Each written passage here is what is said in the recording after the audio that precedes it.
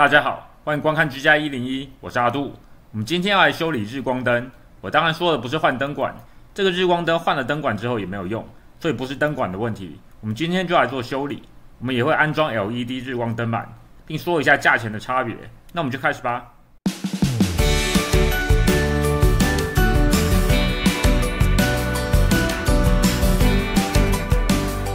以前我在台湾用的日光灯，通常还有一个启动器。通常如果坏掉，最有可能就是启动器出了问题。不过我发现美国的日光灯好像并没有启动器，相对的它有一个正流器，英文是 ballast。通常日光灯不亮就是它有问题，我们今天就要把它换掉。这个 ballast 其实也不便宜，除非你现在 eBay 或 AliExpress 买一个先囤着，不然在 Lowe's、Home Depot 或是 Amazon 大约都需要20到30美金。其实你买一个全新的灯也就是50-60左右，虽然性价比并不算高，但是也省下1半左右的钱。也省下完全拆下跟重新安装的时间。我们先来看看这个正流器的位置，记得先断电。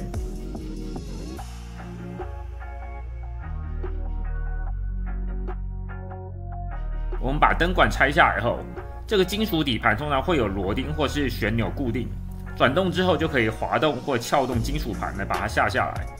拿下金属盘之后，我们就可以看到这个正流器了。正流器通常也就是一颗螺钉固定在上面。不过它有点重，所以下来时需要小心，然后也需要把这个连接的电线都剪断。拿下来之后，我们来看看新买的正流器。购买正流器时，基本上就是依照灯管的种类买的，也就是基本上灯管的长度。我这个灯管是 T12 的，所以正流器上就会写 T12。这线很长，因为它考虑到灯管的长度，我会重新使用以前的线，所以我不需要这么长。买的时候还要考虑有几根灯管。这个正流器是给2根灯管用的。我把电线剪短后刨一下，它右边有6条，也就是3对线，分别为黄、红、蓝，应该是不分正负的。左边则是我们熟悉的1条黑线以及1条白线。我们也需要把之前剪断的电线重新刨一下。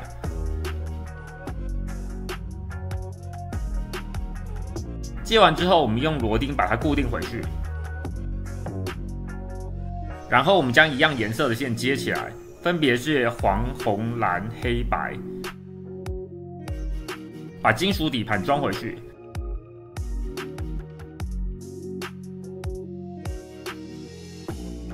接上灯管，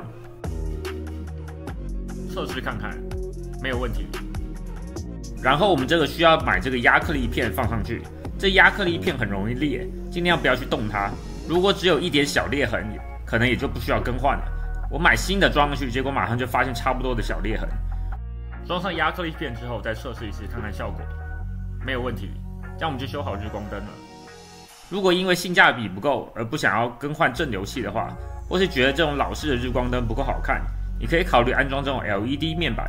小片的话大概50-60左右，跟同样大小的日光灯其实价钱差不多。大片的话大概100。不过 LED 面板你需要承担一个风险，就是如果它坏了，你就一定要需要整片换掉。我以前囤了一个小的，结果这次安装后发现它在确定有接好的情况下，有时候会亮，但是有时候不会亮，所以我只好整个换掉，也换了一个比较大的。买的时候也需要注意一下，这种 LED 有分完全平面的，或是埋入墙里的，所以买的时候要注意一下。我不想挖洞，所以我买的完全是平面的，相对之下贵一点点。我们来安装看看，这种平面的安装方法基本上都是一样的。它要先安装这个铁片底座，小的比较轻，可能只需要用膨胀螺栓。大的比较重，可能需要用这种毛栓。我们以后有机会做视频讲解。先把这个铁钩勾上，这样可以把灯吊在上面。一个人的话安装也不会太吃力。